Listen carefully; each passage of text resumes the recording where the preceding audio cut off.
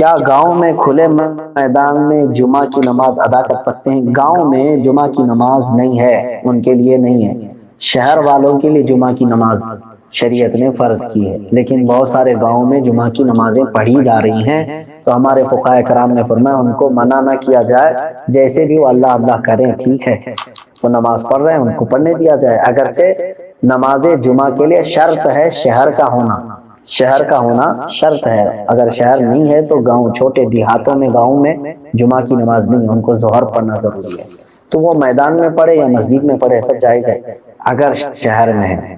اور اس کے لیے کئی شرائط ہیں کہ جہاں اگر میدان میں پڑھ رہے ہیں تو اس کو اگر بادشاہ اسلام نے قائم کیا ہے، لیکن بادشاہ اسلام تو یہاں ہے نہیں، تو کون قائم کرے گا؟ شہر کا جو بڑا عالم دین ہے، اگر انہوں نے جمعہ قائم کیا کسی جگہ پر تو وہ جمعہ جائز ہے۔ سوال یہ ہے کہ حضرت مولا علی کرم اللہ وجہہ الکریم اللہ کی تجلی کی زیارت کرتے تھے؟ ہاں، روایات ملتی ہیں، حضرت علی کرم اللہ وجہہ الکریم فرماتے ہیں میں رب تبارک و تعالیٰ کی تجلیات کو نماز کے سجدے میں دیکھتا ہوں، جب تک میں اپنے رب کے تجلیات کو پہلے سجدے میں دیکھتا نہیں تب تک دوسرا سجدہ نہیں کرتا۔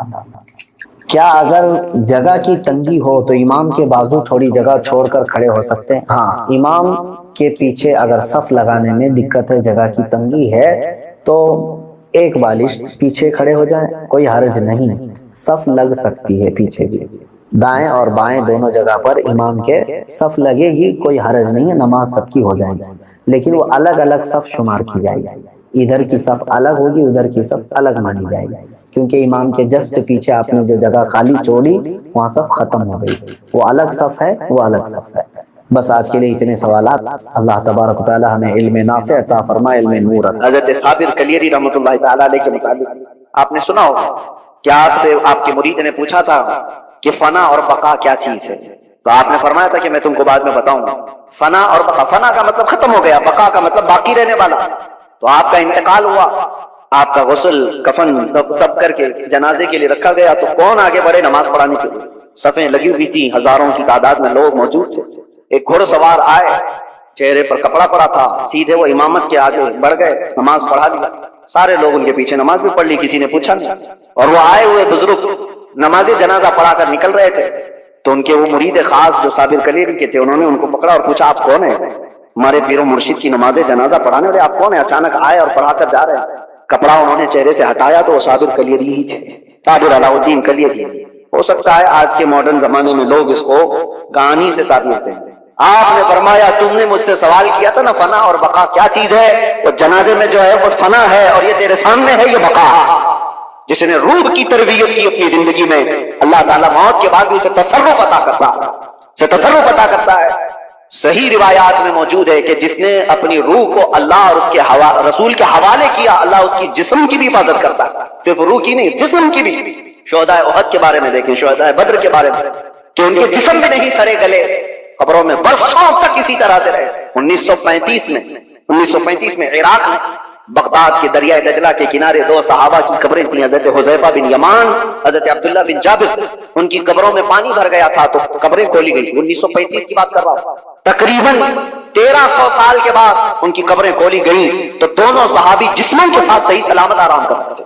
اخبار کی کٹنگ بھی آج بھی لگی ہوئی ہے، عراق میں موجود ہے۔ 1935 بہت دور کی بات نہیں کر رہا ہوں، 100 سال نہیں گزرے، ابھی 90 سال پہلے کی بات۔ ان کے جنازے وہاں سے اٹھائے گئے اور بغداد سے 35 کلومیٹر دور لے جا کر حضرت سلمان فارسی کی قبر کے بغل میں ان دونوں کو دفن کیا گیا۔ یہ تاریخ موجود ہے۔ وہ صحابہ جن کی قبروں میں ان کے جسم 1300 سال تک باقی ہیں، کہنا یہ ہے جس نے اپنی روح کو اللہ کے حوالے کر دیا، اللہ اس کے جسم کی بھی حفاظت کرتا، اور جو صرف جسمانی خواہشات کے لیے جی رہا ہے اس کے جسم کا حال تو یہ ہے، ادھر روح نکلی ادھر جسم میں بدبو شروع ہو گئی، ادھر روح نکلی جسم پھلنا پھولنا شروع کر دیا۔ عزیزان گرامی وقار، ہمارے ان جسموں کی اوقات کتنی ہے میں آپ کو بتا دوں۔ گفتگو کو سمیٹتے ہوئے صرف اتنی بات عرض کروں، کہا گیا ہے کہ قبر میں ہماری تختیاں بند کر کے جب لوگ چلے جاتے ہیں قبر کی مٹی میں، آپ کو اندازہ ہے، آپ ممبئی کے قبرستانوں کو دیکھتے ہیں اور بہت جلدی یہاں قبریں کھولی بھی جاتی ہیں، لیکن جہاں نہیں کھولی جاتی وہاں کے لیے بھی میں بتا رہا ہوں، دفن کر کے چلے جانے کے بعد ایک دن کے اندر، صرف ایک دن 24 گھنٹے جب گزر جاتے ہیں تو پیٹ میں کا اور دماغ میں کا پورا پانی پیپ کے ذریعے سے یا کسی طرح سے اس کے ناک اور منہ سے باہر نکل جاتا ہے، اس کے کانوں سے سب نکل جاتا ہے، اور اس کے بعد دن جیسے جیسے گزرتے جاتے ہیں، اگر قبر کے حشرات یعنی کیڑے مکوڑے اس کے جسم کو کھانے لگ گئے تو بہت جلدی وہ گلنا شروع کر دیتا ہے۔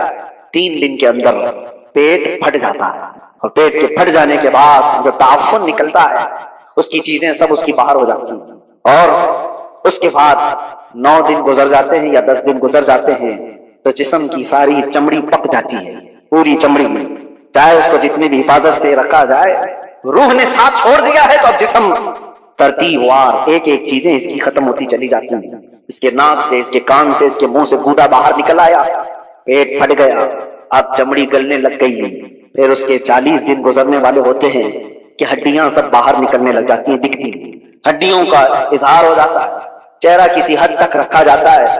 کہا گیا کہ مہینہ گزر جاتا ہے تو کہ اس کی آنکھوں کی پتلیاں بھی باہر نکل جاتی ہیں، مہینہ 2 مہینہ گزرتا ہے کہ اس کے بعد پھر جسم کے اندر جتنی نرم چیزیں تھی سب نکل جاتی ہیں، پھر ڈھانچہ باقی رہ جاتا ہے، اور ڈھانچہ، ہڈیاں بھی اپنے آپ میں ٹوٹنے لگ جاتی ہیں، اس کے پیروں کی ہڈیاں اس کے کمر سے الگ ہو جاتی ہیں، اس کے گھٹنے سے اس کے ران کی ہڈیاں الگ، اس کے بازوؤں کی ہڈیاں الگ۔ اسی لیے 6 مہینے سال بھر کے بعد جب آپ قبر کو دوبارہ کھود رہے ہوتے ہیں تو پورا ڈھانچہ کسی کو نہیں ملتا، کسی کی گھٹنے کی ہڈی، کسی کے سر کی کھوپڑی اور کسی کے پیر کی ہڈی، یہی سب چیزیں ملتی ہیں، جسم سب چھوڑ چکا ہوتا ہے۔ یہ وہی جسم ہے جس کو ہم گھنٹوں آئینے کے سامنے سجا رہے ہوتے ہیں، یہ وہی جسم ہے جس کے اوپر ہم اپنی محنت خرچ کر رہے ہیں، چاہے وہ جیم میں جا کر، میں نہیں کہتا کہ فٹ نہیں رہنا چاہیے، فٹ رہنا چاہیے، لیکن یہ نہیں ہے کہ کل محنت ہم اپنے جسم پر لگائیں اور روح کا خیال ہی نہیں کیا، روح کا خیال ہی نہیں کیا تو یہ جسم جس وقت ساتھ چھوڑ دیتا ہے تو میرے عزیزوں بہت برا حشر ہو جاتا ہے۔ مولا علی کرم اللہ وجہہ الکریم ایک بار قبرستان تشریف لے گئے، قبروں کو سلام کیا، السلام علیکم یا اہل القبور، اور اس کے بعد وہ مولا کائنات ہیں، قبر والوں سے یوں کہتے ہیں کیف احوالکم یا اہل القبور، اے قبروں والے تمہارے حالتیں کیا ہیں؟ سعید ابن مسیب حضرت علی کے ساتھ تھے، حضرت علی رضی اللہ تعالیٰ عنہ کے شاگرد، مدینے کے مشہور تابعی سعید ابن مسیب کہتے ہیں میں مولا علی کو دیکھ رہا تھا، وہ قبر والوں سے پوچھ رہے ہیں، تھوڑی ہی دیر کے بعد آپ کی آنکھوں سے موٹے موٹے آنسوؤں کے قطرات نکلنے لگے اور زارو قطار آپ رونے لگے۔ سعید ابن مسیب پوچھتے ہیں مولا علی کرم اللہ وجہہ الکریم سے کہ سرکار آپ ان سے بات کر رہے ہیں اور رو کس بات پر رہے؟ مولا علی نے فرمایا میں نے ان سے صرف اتنا پوچھا کہ تمہاری حالتیں کیا ہیں، تو قبر والوں نے مجھے جواب دیا اے علی ہماری کیا حالتیں پوچھتے ہو، اس چہرے کو رب تبارک و تعالیٰ نے بچھوؤں کی غذا بنا دیا ہے جس کو ہم سجایا کرتے تھے، ان بالوں کو جن میں ہم کنگا کرتے تھے پیپ نکل آیا ہے، کیڑے کھینچ رہے ہیں، ہماری ان آنکھوں کو آج خیرہ کر دیا گیا ہے، ان آنکھوں کو سیاہ کر دیا گیا ہے، ہمارے وہ بازو جس پر ہمیں بڑا ناز تھا ہم آج ہلا بھی نہیں پاتے اور ان کو بڑی مضبوطی کے ساتھ توڑ دیا گیا ہے، ختم کر دیا گیا ہے۔ حضرت علی کرم اللہ وجہہ الکریم سعید ابن مسیب سے کہتے ہیں قبر والوں کے یہ جواب سن کر بتاؤ کیا میں مسکرا سکتا ہوں، کیا میں ہنس سکتا ہوں؟ تو پھر اللہ کا خوف ہے کہ میں زارو قطار رو پڑا۔ میرے عزیزو ہم سب بھی اسی منزل کے راہی ہیں، ہم بھی اسی آخری مکان کے مسافر ہیں جہاں ہم سب کے ساتھ یہ ہونا ہے، اس لیے جب تک رب تبارک و تعالیٰ نے ہمارے جسم میں روح باقی رکھا ہے اس روح کی توجہ کرو، اس کی تربیت کرو، ورنہ وقت گزر جانے کے بعد قرآن پاک میں ہے کئی ایسے لوگ ہیں جو کہتے ہیں رب تعالیٰ سے، کیا کہتے ہیں؟ لو کننا نرد، اے اللہ اگر کاش ایک بار ہم کو تو لوٹا دے، کننا نعمل، ہم بہت اچھا عمل کریں گے، عملا صالحا، ہم نیک بن کر کے آئیں گے، لو نورد، ہم لوٹا دیے جائیں، اگر ایک بار ہمیں دوبارہ دنیا میں بھیج دے ہم پکے مومن بن کر کے آئیں گے، ہم نیک عبادت گار بن کر کے آئیں گے۔ رب تعالیٰ فرماتا ہے کلا، ہرگز نہیں، جو وقت تھا وہ بیت چکا، اب عمل کا وقت نہیں، اب صرف حساب کا وقت ہے، اب صرف حساب کا وقت ہے۔ اسی لیے عربی میں ایک مقولہ میں پڑھتا تھا اپنے طالب علمی کے زمانے میں نے تو اپنے سرانے پر اس کو لگایا ہوا تھا، حاسبو قبل ان تحاسبو، اپنا حساب پہلے پورا کر لو اس سے پہلے کہ تمہارا حساب لیا جائے، اپنا کیلکولیشن پورا کریکٹ کر کے رکھ لو کہ اس سے پہلے کہ تمہارا حساب لیا جائے۔ عزیزان گرامی آج ہماری زندگیاں ایسی ہیں، ہم انکم ٹیکس کے ڈر سے تو اپنا حساب پورا صحیح کرنے کی کوشش تو کرتے ہیں، سی اے کو دے دیا، اس کو دے دیا، سب سے پوچھ تاچھ کر کے کہ کہیں کوئی لوپ ہولز نہ رہ جائے تاکہ ہم پکڑ میں نہ آئیں، بینکوں کے معاملات صحیح کر رہے ہیں کہ کہیں ہم ای ڈی کے چھاپے میں نہ آ جائیں، انکم ٹیکس کے چھاپے میں نہ آ جائیں۔ یہ زیادہ سے زیادہ تمہیں کیا کر سکتے ہیں، زندگی میں ہی تو سزا دے سکتے ہیں، لیکن ان کو چھپا بھی سکتے ہو اپنے معاملات۔ سی اے تمہیں چھوٹے راستے بھی بتاتا ہے ہے اور الگ شارٹ راستے بھی بتاتا ہے، لیکن اس رب العالمین کی بارگاہ میں تم کوئی ہیلا بہانہ نہیں کر سکتے۔ یعلم خائنۃ الاعین وما تخفی الصدور، وہ تمہاری آنکھوں کی خیانت کو بھی دیکھ رہا ہے اور دل میں چھپے ہوئے حالات کو بھی دیکھ رہا ہے، اس کے دربار میں کیا چھپا سکتے ہو؟ اور جو فرشتے تمہیں قبر میں پوچھنے آئیں گے وہ رشوت بھی نہیں لیتے، وہ کسی کے بارے میں سفارش کو قبول بھی نہیں کرتے، ان کا حال تو یہ ہے جتنا رب نے ان کو حکم دیا وہ پورا کر کے ہی رہتے ہیں۔ اگر فرشتہ رشوت لینے والا ہوتا تو کتنے تو مالدار پیسے دے کر اسرائیل علیہ السلام سے جان تو بچا لیتے، اپنی روح نکالے جانے سے بچا تو لیتے۔ جہاں بندہ ڈاکٹروں کو پیسے دیتا ہے ملک الموت کو بھی تو دے سکتا تھا، لیکن پوری دنیا کو یہ معلوم ہے کہ فرشتہ رشوت نہیں لیتا، نہ ہی یہ کسی کو ایک منٹ آگے پیچھے ہونے دیتا ہے۔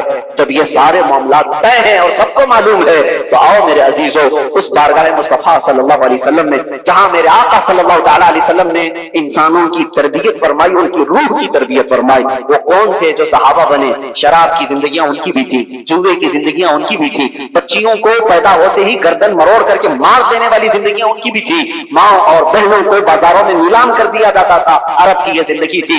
لیکن ایک عرب نے آدمی کا بول بالا کر دیا، خاک کے ذروں کو ہمدوش ثریا کر دیا، خود نہ تھے جو راہ پر اوروں کے ہادی بن گئے، کیا نظر تھی جس نے مردوں کو مسیحا کر دیا۔ میرے آقا صلی اللہ تعالیٰ علیہ وسلم نے پھر ان کو کس مقام پر پہنچایا؟ یہ وہ عرب کے بدو لوگ تھے جن کو دنیا وحشی کہتی تھی، مگر میرے مصطفیٰ صلی اللہ علیہ وسلم کی تربیت میں آئے تو پھر مقام یہ بنا اصحابی کالنجوم۔ خود میرے آقا نے فرمایا میرے صحابہ ستاروں کی مانند ہیں، جس کی بھی پیروی کرو گے ہدایت پا جاؤ گے۔ ان کو بلند مقام ہوا تھا کیا کہ چاند بھی ان کو دیکھے تو رشک کرے، وہ مقام میرے آقا کی اس جلوت خانے میں، اس خلوت گدے میں ہوا ہے۔ اسی لیے دنیا کی یونیورسٹیاں، دنیا کے اسکول جسم تو بنا سکتے ہیں اور مدینے کا دربار تمہاری روح کو بناتا ہے، روح کو بناتا ہے۔ بارگاہ مصطفیٰ صلی اللہ علیہ وسلم نے ہم اپنے آپ کو سرنڈر کریں، اور اسی لیے میرے آقا نے فرمایا لا یؤمن احدکم حتی یکون ہواہ تبعا لما جئت بہ، اس وقت تک تم میں سے کوئی بھی مومن نہیں ہو سکتا جب تک اپنی خواہشات کو میری مرضی کے مطابق نہ بنا، جب تک آپ اپنی خواہشات کو رسول اللہ کی مرضی کے مطابق نہیں کرتے تب تک تو پکے مومن بھی نہیں ہیں۔ اسی لیے آج یہ عہد کرو کہ ہمارا جینا مرنا حضور کی مرضی کے مطابق ہوگا، حضور پاک کی مرضی کے مطابق ہو تو پھر روح بھی طاقتور ہوگی۔ اسی لیے میرے مرشد نے کہا زندگی یہ نہیں کسی کی کسی کے لیے، زندگی ہے نبی کی نبی کے لیے۔ ارے نہ سمجھ مرتے ہیں زندگی کے لیے، جینا مرنا ہے سب کچھ نبی کے لیے۔ یا رسول اللہ دہن میں زبان تمہارے لیے، بدن میں ہے جان تمہارے لیے، ہم آئے یہاں تمہارے لیے اور اٹھے بھی وہاں تمہارے لیے۔ جب بندے کا یہ عقیدہ بن جائے تو پھر دیکھو اس کی زندگی میں انقلاب کیسے آتا ہے۔ رب تبارک و تعالی ہم سب کو ہمارے کمزور جسموں سے نجات عطا کر مضبوط روحانی طاقت عطا فرمائے۔ مولا کریم ہماری آنکھوں میں نور مصطفیٰ عطا فرمائے، ہمارے دل کو وسوسوں سے محفوظ فرمائے، ہمارے بازوؤں میں قوت حیدری عطا فرمائے۔ مولا کریم اس پوری امت کو اصلاح کی توفیق عطا فرمائے۔ رب العالمین ہمارے درمیان صلاح الدین پیدا فرما، ہمارے درمیان خالد بن ولید کے نقش قدم پر چلنے والا جوان عطا فرما، صحابہ کا سچا شہدائی عطا فرما، غوث و خواجہ کا غلام ہمارے خاندانوں میں عطا فرما۔ رب العالمین ہماری جمعہ کو قبول فرما، حاضرین کے سجدوں میں لذتیں عطا فرما۔ وآخر دعوانا ان الحمدللہ رب العالمین۔ السلام علیکم۔ حضرت شاہ مینا رحمۃ اللہ تعالیٰ علیہ لکھنؤ کے بہت بڑے بزرگ ہیں، وہ جب رات کو عبادت کے لیے کھڑے ہوتے، انسانی فطرت کا تقاضا ہے کہ نیند تو آتی ہے، لیکن وہ یہ چاہتے تھے کہ نیند انسان کی ضرورت ہے، اس کو بھی میں اپنے اوپر غالب ہونے نہیں دوں گا، میں جب چاہوں سو جاؤں، لیکن نیند جب چاہے تب مجھے نہ سلائے، نیند میری حاکم نہیں، میں اس پر حاکم ہوں۔ آپ نے کیا کیا جانتے ہیں؟ رات کو عبادت کے لیے روزانہ کھڑے ہو جاتے تھے۔ ایک دن ایسا ہوا کہ جھپکی آ گئی اور گر گئے۔ اس کا اتنا افسوس ہوا کہ عبادت میں نیند نے مجھے اپنا غلام بنا دیا، اللہ رب العزت کی عبادت سے مجھے نیند نے دھوکہ ایسا دے دیا کہ میں گر گیا، اس کا غلام ہو گیا۔ اس کے بعد سے رات کو جب کھڑے ہوتے تھے تو نمک میں سلائی ڈال کر اپنی آنکھوں پہ سرما لگاتے، نمک کا سرما لگاتے۔ عام سی بات نہیں، سننے میں آپ کو آسان لگ رہا ہو، نمک کے 2 تنکے بھی اگر آنکھ میں چلے جائیں تو کیا حالت کرتے ہیں، لیکن حضرت شاہ مینا فرماتے ہیں کہ نمک کو پوری طور پر آنکھوں پہ لگاتے تو ان کی آنکھوں سے خون جاری ہو جاتا تھا۔ لوگ کہتے بھی تھے کہ آنکھیں سرخ ہو کر خون بہتی تھی، بہاتی تھی۔ آپ سے کہا جاتا کہ آپ اس طرح سے آنکھوں کو سختی کر رہے ہیں، آپ کہتے ان آنکھوں کی وہی سزا ہے جو مجھے میرے رب سے دور کر رہی ہے۔ نیند کا غلبہ مجھے لا کر کے اپنا غلام بنا دیا۔ خواہشات کے لیے بھی انہوں نے ایسا ہی کیا ہے، اپنے خواہشات پر کنٹرول جب تک آدمی نہیں کرتا اس کی روح طاقتور نہیں ہے، اس کی روح کوئی طاقت نہیں رکھتی، وہ کمزور آدمی۔ اسی لیے میرے عزیزوں، میں جو بات کر رہا تھا، حضرت شاہ حمزہ عینی इनके यहाँ जो लोग आते थे, कुछ तो पंडित भी आते थे, जोगी भी आते थे तपस्या करने के लिए कि सूफी संत हैं, इनके यहाँ जो तरबियत होती है वो बहुत आला दर्जे की होती है। आप ये कहते थे कि इंसान सबसे ज्यादा किन चीजों का मोहताज है? खाने का, पीने का, सोने का, यही सब चीजें ना। इस पर तो वो कंट्रोल करा ही देते थे। कोई ऐसा उनके पास मुजाहिद होता, रियाजत करने वाला, कि 3 दिन 4 दिन तक बगैर खाए पिए इबादत में मसरूफ रहते, कुछ भी नहीं। और ये पॉसिबल है क्योंकि अल्लाह ने इंसान की बॉडी को फ्लेक्सिबल बनाया है। इसको जैसा बंदा ढालता है वैसा जिस्म बनता है, कोई चीज इम्पॉसिबल नहीं है। बुजुर्गों ने ये तरबियत किया।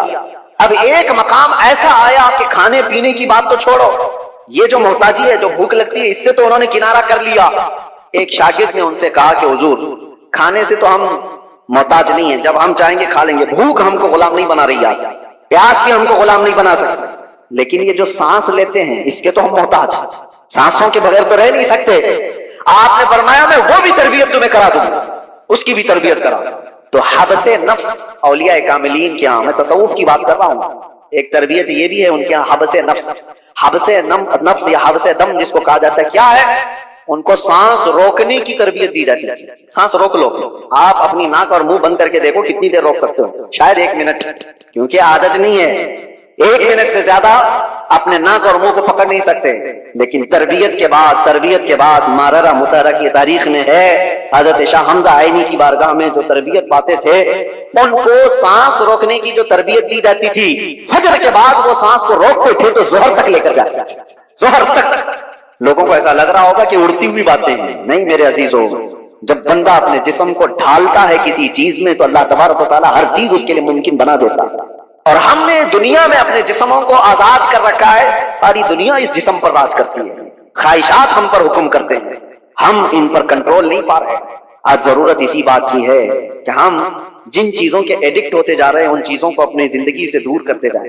कोई ख्वाहिशात ऐसी हैं जो मेरे ऊपर हावी हो रही हो, उन ख्वाहिशात से अपने दामन को छुड़ाने की कोशिश करें, और यही तरबियत बारगाह है मुस्तफा सल्लल्लाहु अलैहि वसल्लम की। एक बात मैं आपको बताता हूँ, मजबूरी के आलम में भी औलिया कामिलीन ने अपने आप को दुनिया के हवाले नहीं किया, दुनिया के हवाले नहीं किया, वो बचने की हर मुमकिन कोशिश करते रहे। एक बुजुर्ग के मुतालिक हमने पढ़ा है, हजरत मुश्की रहमतुल्लाह अलैह, इराक के एक बुजुर्ग, लेकिन वो जवान शख्स, मुश्की गालिबन अब्दुल्लाह कुछ नाम था, बहुत खूबसूरत, देखने में बिल्कुल हैंडसम नौजवान, एक कपड़े की दुकान पर काम करते थे। शहर की एक अमीर औरत कपड़ा खरीदने आई और वो अय्याश औरत थी, उसने लड़के को देखा, नौजवान को, उस पर फरेफ्ता हो गया, बहाने से कपड़े की बहुत बड़ी थान खरीदा और उसके बाद उस नौजवान से कहा क्या तुम मेरे महल तक पहुंचाओगे, मैं उसकी उजरत दूंगा। भोला भाला नौजवान कपड़े उठा लिया और चल पड़ा। उस खातून के घर जब पहुंचे तो उसने कपड़े की वो थान अंदर रखवाई और कमरे में उसे बुलाकर दरवाजे बंद कर, और उसके बाद उस नौजवान से कहा कि तू अब आजाद नहीं है, तू मेरे पास कैद है, मैं तुझे यहाँ पर इस बहाने से ले आई हूँ, तुझे जो चाहिए वो मैं दे दूंगी, माल दौलत जो भी है, लेकिन मेरी ख्वाहिशात पूरी कर दे। वो कांपने लग गए। अल्लाह का खौफ, अल्लाह का डर, जिसकी रूह मजबूत और ताकतवर होती है, हर मुसीबत से उसको किसी न किसी तरह बचा लेती है, अल्लाह का फजल होता है। उस नौजवान ने कहा यह हरगिज मैं नहीं कर सकता, मैं नहीं कर सकता। उस खातून ने कहा तो फिर तुम यहाँ से बच के भी नहीं जा सकते, किसी हालत में तुम बच के भी नहीं जा सकते, और ना किसी को पता है कि तुम यहाँ अंदर हो। कल को मैं ये इल्जाम भी लगा सकती हूँ कि तुमने मेरी इज्जत को तार तार किया है और तुम्हें मैं फांसी की सजा भी दिला सकती हूँ। उस नौजवान की मजबूरी देखें कि खातून ने ऐसे उसके ऊपर हावी होने की कोशिश की कि किसी भी तरह से उसको गुनाह की सरजमीन पर धकेल के, लेकिन ये नौजवान अचानक न जाने दिलो दिमाग में क्या ख्याल आया, कहा कि ठीक है मुझे इस्तिंजा करना है, तहारत, टॉयलेट जाना है। उसने कहा यहीं अंदर ही है, अंदर तुम फारिग हो जाओ। तो वो तहारत खाने में गया, नौजवान कुछ नहीं देखा, वहां की गलाजत उठा करके अपने चेहरे पे, अपने जिस्म पर सब लगा दिया और बाहर आया उस खातून के पास। उस औरत ने देखा कि बदबू और ये गलाजत ये जिस्म पर, वो चीख मारकर दरवाजे खोलती है कि कोई पागल आया, इसको घर से निकालो, जल्दी यहाँ से निकालो उसको। तो सारे लोगों ने पकड़ करके इनको निकाल दिया कि पागल नौजवान घर के अंदर कैसे घुस आया। इनको इसकी नहीं पड़ी थी कि मुझे लोग पागल कहें, लोग मेरी बदबू को देखें, लोग मुझे गलाजत मला हुआ शख्स कहें, कुछ फिक्र नहीं थी। वो नौजवान वहां से निकला और रास्ते में एक कुएं में जाकर उसने गुस्ल किया। रिवायत में मौजूद है उसके बाद से हर दिन उनके जिस्म से मुश्क की खुशबू आती थी। अल्लाह तबारक व तआला के लिए जब बंदा अपने जिस्म को बचा लेता है तो रब तबारक व तआला उसको हमेशा के लिए महफूज कर देता है या खुशबूदार कर देता है। यह बात मैं इसलिए अर्ज कर रहा हूं कि जिन लोगों ने ख्वाहिशात पर कंट्रोल पा लिया وہ تھوڑی دیر کی تکلیف تو ہو سکتی ہے لیکن ہمیشہ کے لیے اللہ عز و جل ایسی عزت بخشتا ہے کہ آپ اس کو گمان بھی نہیں کر سکتے، گمان بھی نہیں کر سکتے۔ آج ہمارے روحوں کی تربیت کی ضرورت ہے، جسم سے زیادہ روح کی تربیت کرو۔ جسم نہیں ہے تو اس روح کو بھی کوئی کام نہیں۔ روح اور جسم دونوں لازم ملزوم ہیں، اور جب تک ان دونوں کا رشتہ ہے زندگی ہے، اور جہاں ان دونوں کا رشتہ ٹوٹا تو اس کو مردہ کہا جاتا ہے۔ روح اور جسم کا تعلق ختم ہوتے ہی زندگی بدل جاتی ہے۔ اب مسئلہ یہ ہے روح اور جسموں میں افضل کون ہے، کون زیادہ اعلیٰ ہے؟ تو اب یہ دیکھا جاتا ہے کہ آپ یہ سمجھتے ہوں گے کہ صرف روح ہے اور جسم نہیں ہے، تو کیا مطلب ہے روح کا؟ لیکن روح اور جسم کا جب کمپیریزن ہوگا تو روح اس میں بہت بلند و بالا ہے۔ اس کی وجہ یہ ہے کہ روح کے نکل جانے کے بعد جسم زیادہ دیر تک نہیں سلامت رہ سکتا، چند گھنٹے چند دنوں کے بعد اس کے اندر سڑن پیدا ہوگی اور یہ سڑ گل جائے گا۔ روح کے نکلنے کے بعد جسموں کی کوئی اوقات نہیں رہ جاتی، جسم سب مٹی میں مل جاتے ہیں، گل جاتے ہیں۔ نبیوں کے اور شہیدوں کے جسموں کو چھوڑ کر بات کر رہا ہوں عام طور پر۔ لیکن روح کیا چیز ہے؟ اللہ تبارک و تعالیٰ فرماتا ہے قرآن پاک میں، محبوب آپ سے یہ روح کے بارے میں پوچھتے ہیں یہ کیا ہے؟ آپ فرماتے ہیں روح اللہ کے حکم کا نام ہے، روح اللہ کا حکم ہے۔ تو روح جس کے اندر موجود ہے اس کے ساری چیزیں ایکٹیو ہیں، سب چیزیں حرکت کر رہی ہیں، حتیٰ کہ آپ سننے کی جو طاقت رکھتے ہیں اس لیے کہ روح آپ کے جسم کے اندر ہے، اور میں بول رہا ہوں یہ طاقت ہے اس لیے کہ روح ابھی موجود ہے۔ ہاتھ اٹھ رہا ہے، پیر چل رہے ہیں، زبان مزہ چک رہی ہے، آنکھیں چپک رہی ہیں، یہ ساری حرکتیں روح کے ہونے کی وجہ سے ہیں۔ روح کا تعلق ختم ہو جائے تو جسم یہ ساری حرکتیں نہیں کر سکتا۔ اب میں آپ کو بتا رہا ہوں تھوڑی سی چیزیں آپ توجہ لے لیں۔ روح جب ہمارے جسم کے اندر ہے تو ہم کیا کیا کر سکتے ہیں، اور روح نکل جانے کے بعد کیا نہیں کر سکتے، یہ دماغ میں رکھیے آپ۔ ایک مردہ نہ ہاتھ اٹھا سکتا ہے، نہ پیر اٹھا سکتا ہے، نہ آنکھ کھول سکتا ہے، نہ زبان سے چک سکتا ہے، کچھ نہیں کر سکتا۔ لیکن روح ہونے کے وقت آپ بھی اور ہم بھی کیا کیا کر سکتے ہیں؟ ہم اپنا ہاتھ بھی اٹھا سکتے ہیں، پیر سے جہاں تک چاہے چل سکتے ہیں، بول سکتے ہیں، سن سکتے ہیں، دیکھ سکتے ہیں، سب ہے۔ روح ہونے کے وقت اتنا سب جو کر سکتے ہیں یہ اتنا ہی نہیں، بلکہ میں آپ کو بتا دیتا ہوں اس روح کی اگر کوئی تربیت کرتا ہے تو یہ روح اس کو اتنی طاقت عطا کرتی، اتنی کہ وہ جو سامنے حرکتیں ہو رہی ہیں ہاتھ پیر ہلانے کی، یہ بڑھتے بڑھتے بڑھتے اتنی ہو جاتی ہے کہ اس کے لمیٹیشن ہی نہیں ہے۔ روح اس کو اتنی طاقت پہنچاتی ہے کہ آج روح میرے اندر ہے، میں سامنے کی دیوار تک دیکھ رہا ہوں، اور روح طاقتور ہو جائے تو ہو سکتا ہے وہ مشرق میں بیٹھ کر مغرب کے حالات کو دیکھ رہا ہوں، وہ شمال میں بیٹھ کر کے جنوب کے حالات دیکھ سکتا ہے۔ روح کی طاقت جب بڑھ جاتی ہے تو ہو سکتا ہے آج میرا ہاتھ جتنا لمبا ہے وہاں تک کی چیز چھو سکتا ہوں، پکڑ سکتا ہوں، لیکن روح کی طاقت جب بڑھ جاتی ہے تو بیٹھے بیٹھے مدینہ طیبہ سے ملک شام میں بھی کسی کی مدد کر سکتا ہے۔ اب میں آتا ہوں اسی گفتگو پر۔ تو پھر میرے عزیزو، روح کی تربیت کے لیے کیا کرنا چاہیے؟ پورے دنیا بھر کے آپ دوسرے مذاہب میں بھی دیکھیں گے، ریلیجنز، وہ لوگ بھی تپسیا کر رہے ہیں، آتما کی شکتی حاصل کر رہے ہیں۔ الفاظ الگ، اور وہ پاور آف سول کہتے ہیں کرسچن لوگ، ہندو لوگ آتما کی شکتی کہتے ہیں۔ اس کے لیے وہ دنیا کو ترک کر رہے ہیں، کچھ کلمات کے جاپ کر رہے ہیں، کسی نہ کسی طرح سے وہ اپنی روح کو بڑھانے کی کوشش کرتے ہیں۔ تو سب ادیان میں یہ کوئی ایک کانسیپٹ پایا جاتا ہے۔ میں آپ کو بتاتا ہوں اصلی روح کی طاقت وہ ہے، روح نے اگر اپنے رب کو پہچان لیا تو یہ سب سے بڑی طاقتور ہے۔ اور روح جس وقت اللہ رب العزت کو، اپنے خالق کو پہچان لیتی ہے تو وہ رب تبارک و تعالیٰ کی قرب پانے کا جو اس کا مقام ہے وہ ولایت کا مقام ہے، اور وہیں سے اس کی طاقت کا اضافہ ہو جاتا ہے۔ ہمیں اس روح کی تربیت کیسی کرنی ہے؟ روح کی تربیت کیسی ہے؟ دیکھیں آپ کو ایک سمپل سی بات بتا رہا ہوں، جسم کو صبح ناشتہ نہ کرو، دوپہر کا کھانا نہ کھاؤ تو شام تک آپ ہلنے لگ جائیں گے، اور اگر 3 وقت کا کھانا چھوڑو تو کمزوری جسم پر اور چہرے پر ظاہر ہونے لگ جائے گی۔ کیوں؟ اس لیے کہ جسم کو بھوک لگتی ہے اور ہم کھانا کھاتے ہیں، اسی طرح روح کو بھی بھوک لگتی ہے۔ روح کی غذا اللہ کا ذکر کرے، ذکر اللہ ہے، اور جب بندہ اللہ کا ذکر کرتا ہے تو اس کی روح تر و تازہ ہوتی ہے۔ اور یہاں تو برسوں سے اللہ کا ذکر ہی نہیں کیا تو کسی کی روح بیمار اتنی ہو چکی ہے کہ اسے کچھ نہیں پتا، صرف چلتا پھرتا ایک لاشا ہے، چلتا پھرتا ایک جسم ہے، روح تو ہے موجود لیکن بڑی کمزور اور بڑی غریب۔ اس روح کو طاقتور بناؤ اللہ کے ذکر سے، ذکر اللہ سے۔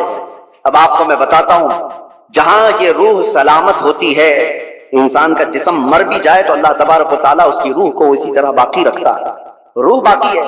مرنے کے بعد بھی انسان کے جسم کو قبر میں رکھ دیے جانے کے بعد بھی روح باقی ہے، روح باقی ہے، اور روح جب تک طاقتور ہے وہ کیا سے کیا کر سکتی ہے۔ تصرف اللہ تبارک و تعالیٰ اس کو عطا کیا ہے۔ موت کے بعد بھی اولیاء کاملین کی زندگیاں ہم جو دیکھتے ہیں وہ اسی بنیاد پر ہے کہ انہوں نے اپنی زندگیوں میں جسم سے زیادہ اپنی روح کا خیال کیا۔ لوگ اپنی باڈی بنانے کے لیے جو محنت کرتے ہیں کوئی بات نہیں، کتنے کتنے گھنٹوں لوگ جیم کر کے اپنی جسم کو مضبوط بنانا چاہتے ہیں، یہ جسم صرف دکھا سکتے ہیں سامنے لوگوں کو، یا کس لیے؟ کہ فٹ رہنے کے لیے۔